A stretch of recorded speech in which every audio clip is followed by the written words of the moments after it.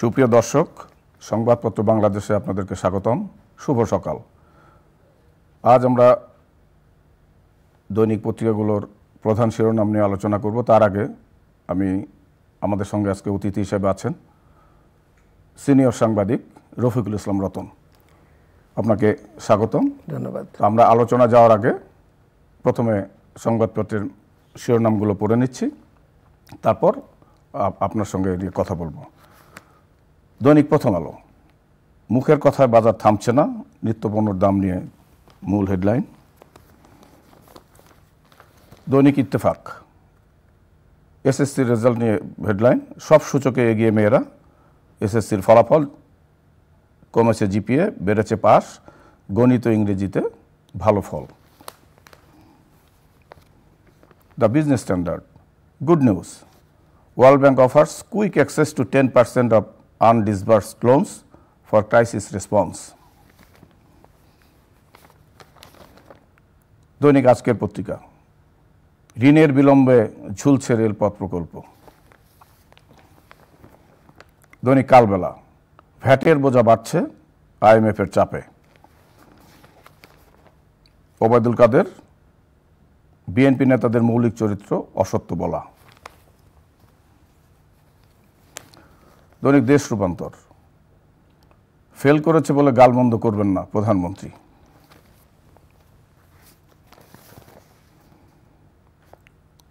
দৈনিক মানব জমিন, বিদেশি ঋণ পরিশোধে চাপে সরকার, ডলারের দাম বৃদ্ধি। দৈনিক সমকাল, বাড়তি রাজস্ব সংগ্রহে কর ছাড় ও অব্যাহত কমাবে এনবিআর। দৈনিক জনকণ্ঠ, পাশের হার বেড়েছে, এসএসসির ফল প্রকাশ। The Daily Observer, Donald Lu coming to take ahead bilateral relations, Quader. দৈনিক আমাদের সময়, মূল্যস্ফীতি নিয়ন্ত্রণে প্রাধান্য।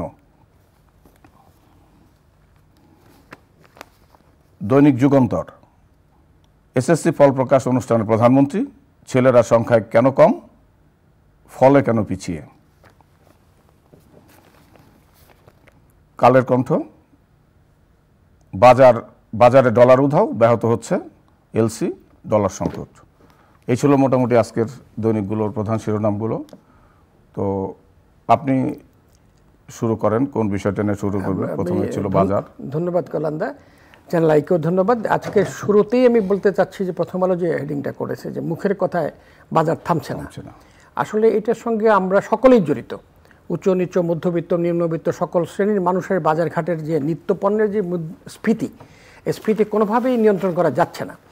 সরকার বিভিন্ন উদ্যোগ নিয়েছিল, বাজার পরিদর্শন থেকে শুরু করে জরিমানা করার থেকে শুরু করে ভোক্তা অধিদপ্তর বিএসটিআই থেকে শুরু করে বাজারে বিভিন্ন সময় গিয়েছে, কিন্তু কার্যত আমরা দেখতে পাচ্ছি গত কয়েক মাসেই বাজার যে সমস্ত নিত্যপণ্যের দ্রব্য বাড়ছে, শাকসবজির থেকে শুরু করে পেঁয়াজ রসুন থেকে শুরু করে মুরগির ডিম থেকে শুরু করে মাংস থেকে শুরু করে ইভেন মাছ।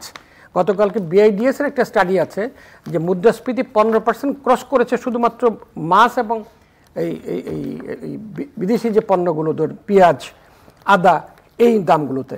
যেখানে 100-150 টাকা ছিল আদা, সে আদা 250 টাকা 300 টাকা হয়েছে। যেখানে 50 টাকা 60 টাকা ছিল পেঁয়াজ, সেখানে 80 টাকা থেকে 100 টাকা হয়েছে।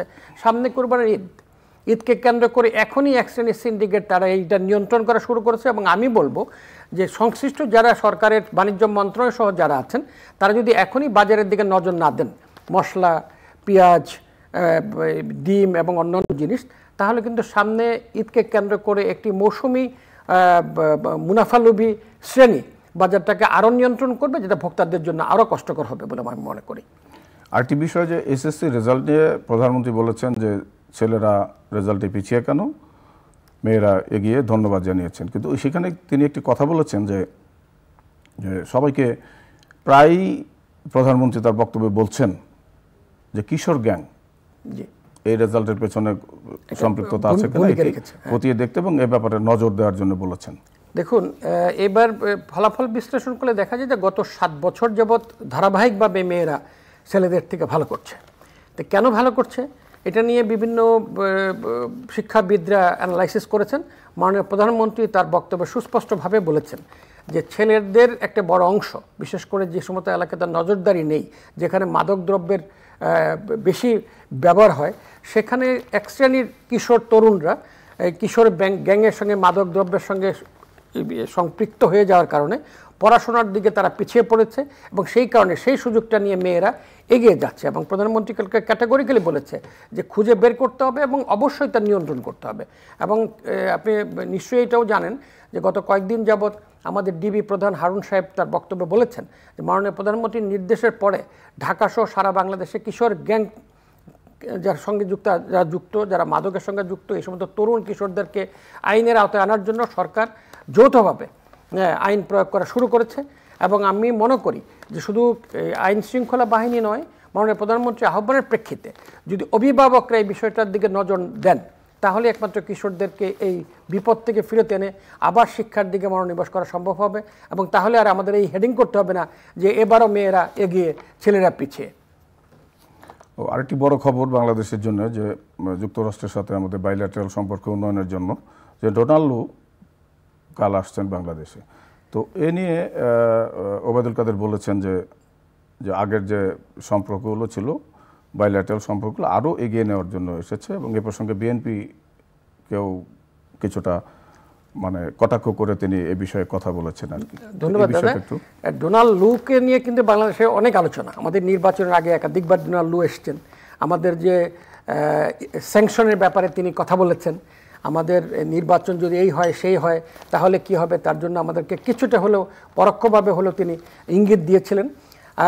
নির্বাচনের পরে আমরা সবাই জানি যে মার্কিন যুক্তরাষ্ট্রের রাষ্ট্রপতি বাইডেন একটা চিঠি লিখেছেন শেখ হাসিনাকে নির্বাচনকে কেন্দ্র করে যে সেই সরকারের সঙ্গে মার্কিন যুক্তরাষ্ট্র নূতনভাবে সম্পর্ক এগিয়ে নেওয়ার জন্য তারা কাজ শুরু করেছেন।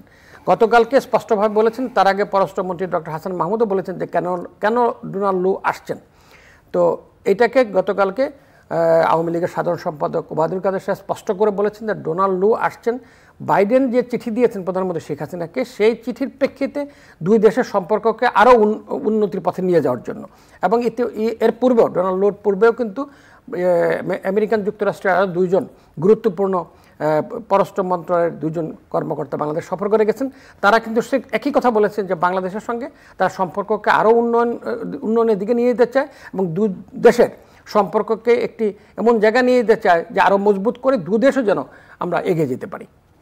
আরেকটা বিষয়, আজকে অনেক কাগজে হেডলাইন হয়েছে যে ভ্যাটের বোঝা বাড়ছে IMF-এর চাপে। দেখুন, এটা আজকে FBCCI-র সভাপতি থেকে শুরু করে বিভিন্ন আমাদের ব্যবসায়ী লিডাররা বলেছে যে ভ্যাট আগে আমাদেরকে ভ্যাটের ছাড় ছিল অনেক জায়গায়, আমদানি রপ্তানির ক্ষেত্রে, বিশেষ করে রপ্তানির ক্ষেত্রে ভ্যাটের একটা বড় ছাড় ছিল। কিন্তু IMF এইবার প্রেসক্রাইব করছে কতগুলো জিনিস, যে IMF প্রেসক্রিপশনের প্রেক্ষিতে কিন্তু 10 টাকার থেকে 110 টাকার থেকে 117 টাকা করা হয়েছে আমাদের ডলারের দাম, যেটা খোলা বাজারে এখন 17 টাকা থেকে শুরু করে 22 টাকা 23 টাকা পর্যন্ত বেড়ে গেছে। এবং বিভিন্ন পত্রপত্রিকায় আমরাও নিউজ করেছি যে ডলারের বাজার অস্থির হয়ে পড়েছে এবং এই কারণে কিন্তু আমদানি রপ্তানি উভয় ক্ষেত্রে একটা বড় ধরনের এলসিতে চাপ। তো ভ্যাট এই IMF প্রেসক্রিপশনের প্রেক্ষিতে NBR চিন্তা করছে যে সব ক্ষেত্রের থেকে ভ্যাট আস্তে আস্তে কমায় দেওয়ার জন্য। ব্যবসায়ীদের আপত্তি হলো যে সব ক্ষেত্রের থেকে যদি ভ্যাট তুলে দেওয়া হয় তাহলে তারা যে সুযোগ সুবিধাগুলো পেত সেই সুযোগগুলো সংকুচিত হবে। ডলারের দাম বৃদ্ধি এবং এই ভ্যাটের সুযোগ সংকুচিত হওয়া দুটার প্রেক্ষিতে আমাদের এই ভোগ্যপণ্যের উপরে আরেকটি প্রভাব পড়তে পারে। আরেকটা বিষয়, খুব মর্মান্তিক ঘটনা ঘটেছে কালকে। আমরা দেখেছি 45 মিনিট লিফটে আটকে থেকে গাজীপুরের শহীদ তাজউদ্দিন মেডিকেল কলেজ হাসপাতালে লিফটে আটকে থেকে একজন রোগী মারা গেলেন। তো এটি নিয়ে আপনি খুবই মর্মান্তিক ঘটনা। আসলে এটা দায়িত্ব অবহেলার কোন পর্যায়ে গেলে আমরা এরকম ঘটনা ঘটে যে একটি মেডিকেল কলেজ হাসপাতাল, সেখানে বিদ্যুৎ থাকছে না, বিদ্যুতে বিভ্রাট তো ঘটতেই পারে, তার বিপরীতে জেনারেটর দিয়ে লিফট চালু করা যাবে না, সেই জেনারেটর বন্ধ দীর্ঘদিন যাবৎ। এবং সেখানে কর্তৃপক্ষ বক্তব্য দিচ্ছে, দুই ধরনের বক্তব্য পাওয়া গেছে। তারা বলছে যে এটা যে বন্ধ, কর্তৃপক্ষ বলছে আমরা জানি না, আর সংশ্লিষ্ট লোক বলছে যে এটা চালানোর জন্য যে ফুয়েল লাগে আমাদের কাছে ফুয়েল সাপ্লাই করা হয় না। কিন্তু এই বিদ্যুৎ বন্ধের অজুহাতে 45 মিনিট ধরে এক রুগী সহ গাদাগাদি করে কিছু মানুষ লিফটে আটকা পড়েছিল। আমরা সাধারণভাবে কি জানি, যারা আমরা বাংলাদেশে কতজন পরিবারের মানুষ লিফটের সঙ্গে ভালোভাবে অভ্যস্ত, ঢাকা শহরে থাকতে গিয়ে আমরা লিফটের সঙ্গে চড়ি। লিফট যখন বন্ধ হয়ে যায়, অন্ধকার হয়ে যায়, তখন কিন্তু সঙ্গত কারণে সুস্থ মানুষই অসুস্থ হয়ে পড়ে। আর সেখানে হাসপাতালের রুগী যখন 45 মিনিট ধরে লিফটে আটকা থাকবে, অবভিয়াসলি তার শারীরিক মানসিকভাবে বিপর্যয় ঘটবে এবং অত্যন্ত দুঃখজনকভাবে একজন রুগীর মৃত্যু হয়েছে। কিন্তু আমি মনে করি যে টোটালি এটা কর্তৃপক্ষের ফেইল, এবার এটাকে সুষ্ঠু তদন্ত করে কাদের মানে দায়িত্ব অবহেলার কারণে এই রোগীর মৃত্যু হলো এবং কার দায়িত্ব অবহেলার কারণে এই 45 মিনিট লিফট অচল ছিল, এটা খুঁজে বের করে তাদেরকে আইনে আওতায় আনা উচিত। আরেকটা বিষয় যে এখন একটা সমসাময়িক বিষয় যে উপজেলা নির্বাচন চলছে, তো প্রথম দফা নির্বাচন শেষ হয়েছে, শান্তিপূর্ণভাবেই শেষ হয়েছে, ইসিও মোটামুটি সন্তুষ্ট। কিন্তু একটা বিষয় যে ভোটার উপস্থিতি কম, যথেষ্ট কম, এবং ইসি দ্বিতীয় দফায় যাতে ভোটার উপস্থিতি বেশি হয় জন্য নির্দেশ দিয়েছেন। তো এ প্রসঙ্গে আপনি হ্যাঁ, ভালো, সঠিক বলেছেন দাদা, যে ইসি বলেছে যে এইবার ভোটারের সংখ্যা 36.12%। এর আগে 40%-এর নিচে ভোট হয়নি বলা যেতে পারে। এইবার প্রথম দফা, আরও তো 4টা দফা আমাদের সামনে আছে, 5 দফা 6 দফায় ভোট হবে। আগামী 21শে মে দ্বিতীয় দফা ভোট হতে যাচ্ছে। তা বিভিন্ন জায়গায় দেখা গেছে যেটা যে এবার তো দলীয় মনোনয়ন নেই, হ্যাঁ, এটাকে ওপেন করে দেওয়ার কারণে এটা বিভিন্ন জায়গায় স্থানীয় এমপি, স্থানীয় উপজেলা চেয়ারম্যান, স্থানীয় আওয়ামী লীগ ক্ষমতাসীন দলের একটি প্রভাব থাকার কারণে ভোটারদের মধ্যে মিশ্র প্রতিক্রিয়া আছে।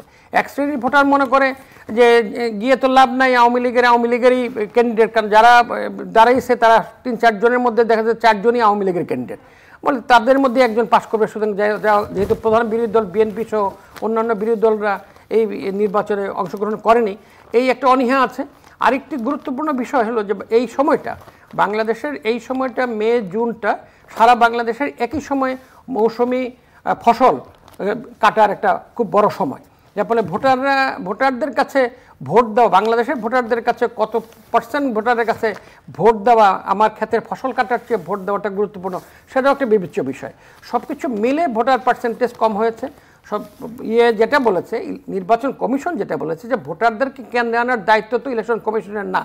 ইলেকশনের কমিশনের দায়িত্ব হলো সুষ্ঠুভাবে ভোটটাকে অনুষ্ঠিত করা, প্রার্থীদের দায়িত্ব হলো ভোটারদেরকে কেন্দ্রে নিয়ে আসা। তো সামনে দ্বিতীয়, তৃতীয়, চতুর্থ, পঞ্চম ধাপে যাতে করে ভোটার উপস্থিতি বেশি হয় তার জন্য তারা আহ্বান জানিয়েছেন এবং সুষ্ঠু নিরপেক্ষ অবাধ একটা নির্বাচনের ব্যাপারে ইলেকশন কমিশন ইতিমধ্যে বেশ কিছু পদক্ষেপও নিয়েছেন। আচ্ছা, আরেকটা বিষয় গুরুত্বপূর্ণ, এখন বিভিন্ন ব্যাংকগুলো একীভূত হচ্ছে, তো সেখানে কেন্দ্রীয় ব্যাংকটা গুরুত্ব দিয়ে বলছেন যে খেলাপি ঋণ আদায়ে সমঝোতায় গুরুত্ব কেন্দ্রীয় ব্যাংকের।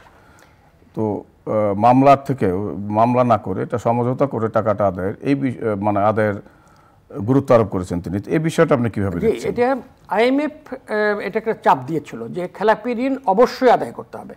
তো যে সমস্ত ব্যাংকগুলো ইতিমধ্যেই, বিশেষ করে বেসরকারি ব্যাংকগুলো ইতিমধ্যেই বেশি পরিমাণ খেলাপি ঋণ দিয়ে তাদের তারল্য সংকট চরম আকার ধারণ করেছে, সেই সমস্ত 11টা ব্যাংককে চিহ্নিত করে বাংলাদেশ ব্যাংক সেই সমস্ত ব্যাংকের সঙ্গে সলভেন্ট ব্যাংকগুলোর একত্রীকরণের একটি উদ্যোগ নিয়েছে এবং গতকালকে প্রথম বাংলাদেশ ডেভেলপমেন্ট ব্যাংকের সঙ্গে সোনালী ব্যাংকের একত্রীকরণ চুক্তি স্বাক্ষরিত হয়েছে গতকাল।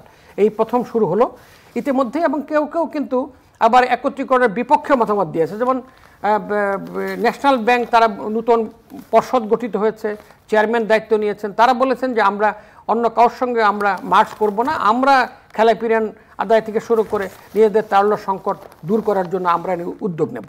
তো আসলে একত্রে হোক আর ইন্ডিভিজুয়ালি থাক, খেলাপি ঋণ আদায় করা বাংলাদেশের জন্য খুবই বড় ধরনের একটা চ্যালেঞ্জ। কারণ ব্যাংকগুলোর যে গ্রহণযোগ্যতা মানুষের কাছে, ব্যাংকের টাকা বিদেশে চলে যাচ্ছে, ব্যাংকের টাকা মানুষের লুটপাট করে খাচ্ছে, ব্যাংকের টাকা ঋণ নিয়ে আর ফেরত দিচ্ছে না, এই বদনাম থেকে বেরিয়ে আসার জন্য ব্যাংকগুলোকে অবশ্যই তাদের আইন কঠোরভাবে প্রয়োগ করে খেলাপি ঋণ আদায়ের একটি সন্তোষজনক জায়গায় অবশ্যই চলে আসতে হবে। আরেকটা জিনিস দেখেন, এটা একটি খবর যেটি বালু ও মাটি রপ্তানির উদ্যোগ নেওয়া হচ্ছে আর কি। তো এ থেকে ধারণা করা হচ্ছে যে মূল্যবান খনিজ সম্পদ পাচারের আশঙ্কা করা হচ্ছে, বিশেষজ্ঞরা আশঙ্কা করছেন। তো এই বিষয়টা আপনি কিভাবে দেখছেন? দেখুন, বালু বাংলাদেশের কিন্তু একটা বড়, বিভিন্ন মেঘনার থেকে শুরু করে পদ্মার থেকে শুরু করে যমুনা থেকে শুরু করে বড় বড় নদীর পাশে বালু মহল কিন্তু একটি বড় ব্যবসা। এই বালু মহলকে কেন্দ্র করে ক্ষমতাসীন দল, রাজনৈতিক নেতৃবৃন্দের সঙ্গে মারামারি কাটাকাটি নানান কিছু হচ্ছে, টাকা পয়সা হচ্ছে, এক পর্যায়ে হাইকোর্ট পর্যন্ত মামলা মোকদ্দমা রিট করেও কিন্তু বালু মহলকে বন্ধ করার জন্য, নদীর যাতে ক্ষতি না হয়, নদীর পাড় যাতে না ভাঙে, সেটাও দেখা হলো। এখানে যেটা হলো যে বালু এবং মাটি রপ্তানি করার ব্যাপারে একসময় আমরা জেনেছিলাম, নিউজ করেছিলাম, সংবাদপত্রের সঙ্গে যারা আমরা যুক্ত তারা জানি যে মালদ্বীপে বাংলাদেশ থেকে মাটি রপ্তানির একটা উদ্যোগ হয়েছিল এবং মালদ্বীপের মতো রাষ্ট্র বিভিন্ন দেশের থেকে মাটি এনে তারা সাগরের ভরাট করে পাথর ফেলে তাদের শহরগুলোকে বিস্তৃত করে, সেটা উদ্যোগ হয়েছিল। সম্প্রতি যে উদ্যোগ বাংলাদেশের, আমার জানা মতে বা বাংলাদেশে এমন কোনো গবেষণা এখন পর্যন্ত জনসমক্ষে আসেনি যে বাংলাদেশের অমুক জায়গার বালিতে এই পরিমাণ সম্পদ, প্রাকৃতিক সম্পদ রয়েছে যে বালু রপ্তানি করলে সে সম্পদ পাচার হয়ে যাবে। এটা আসলে বিতর্কিত বিষয়। তো আমি সরকারের প্রতি আহ্বান জানাবো যে রপ্তানি আমদানি যেখানেই হোক সেখানে সুষ্ঠু আইন প্রয়োগের মাধ্যমে সরকার কঠোরভাবে নিয়ন্ত্রণ করে যদি বাংলাদেশের থেকে মাটি রপ্তানি করা যায়, বালু রপ্তানি করে যদি দুপয়সা আমাদের বৈদেশিক মুদ্রা অর্জিত হয়, সেক্ষেত্রে নিশ্চয়ই উদ্যোগটা খারাপ না, কিন্তু এখানে কঠোর নজরদারি করাটা খুব গুরুত্বপূর্ণ। রফিকুল ইসলাম রতন, আমাদের সময় প্রফেসর দিকে আমরা শেষ করব। বাংলাদেশ জিম্বাবুয়ে 5 ম্যাচ T20 সিরিজে শেষ ম্যাচ কাল গেল, আমরা বাংলাদেশ জয়লাভ করতে পারে না, কিন্তু 4 ম্যাচ জিতেছে। এ সম্পর্কে আপনি একটু সংক্ষেপে আচ্ছা, ধন্যবাদ। বাংলাদেশের জিম্বাবুয়ের সিরিজের সঙ্গে বাংলাদেশের আমরা জানি যে T20 ম্যাচের কারণে আমাদের অন্যতম দুজন খেলোয়াড়, একজন সাকিব আল হাসান, একজন মুস্তাফিজ ভারতে ছিল, সাকিব আল হাসান এমপি নিযুক্ত হয়েছেন, তিনি বিভিন্ন কারণে 4টা ম্যাচে তিনি খেলতে পারেননি। মুস্তাফিজ এবং সাকিব আল হাসানকে ছাড়াই কিন্তু বাংলাদেশ অত্যন্ত দাপটের সঙ্গে খেলে এক টানাভাবে 4টে ম্যাচে বিজয়ী হয়েছে। পঞ্চম ম্যাচে বাংলাদেশ আরও হয়তো আরেকটু গুরুত্ব দিলে ব্যাটিং এবং বোলিংয়ে যদি আরেকটু স্ট্যান্ডার্ড বোলিং করতে পারতো বা আরেকটু সিরিয়াস হতে পারতো, তো নিশ্চয়ই আমরা তাদেরকে হোয়াইট ওয়াশ করতে পারতাম। কিন্তু এই কথা বলার অপেক্ষা রাখে না যে বাংলাদেশ ভালো করেছে, জিম্বাবুয়ের বিরুদ্ধে পরপর 4টা ম্যাচে তারা ভালো রেজাল্ট করেছে, 1টে ম্যাচে হয়েছে। খেলা জয় পরাজয়কেই খেলার প্রধানতম উদ্দেশ্য ধরে নিয়ে যদি খেলা হয়, তাহলে 4টে ম্যাচে জয়, 1টে ম্যাচে পরাজয়, এটা বাংলাদেশের জন্য ডিসক্রেডিটের কিছু নেই। আমি মনে করি বাংলাদেশকে নতুন যে ক্রীড়ামন্ত্রী আছেন পাপন সাহেব, তিনি কথা বলেছেন যে তারা সামনে ওয়ার্ল্ড কাপ, এটাকে কেন্দ্র করে এই ক্রীড়া জগৎকে আরেকটু সমৃদ্ধ করার জন্য, আরেকটু সিনক্রোনাইজ করার জন্য, আর সুশৃঙ্খল করার জন্য তিনি উদ্যোগ নিয়েছেন। আমি আশা করি যে সামনে ভালো করবেন। তো আমরা অনেকক্ষণ সংবাদপত্রের হেডলাইন, নানা বিষয় নিয়ে আমরা কথা বললাম। তো আমরা দর্শকদের আবারও শুভকামনা জানিয়ে আজকের সংবাদপত্রে বাংলাদেশ এখানে শেষ করছি। ভালো থাকবেন, সুস্থ থাকবেন।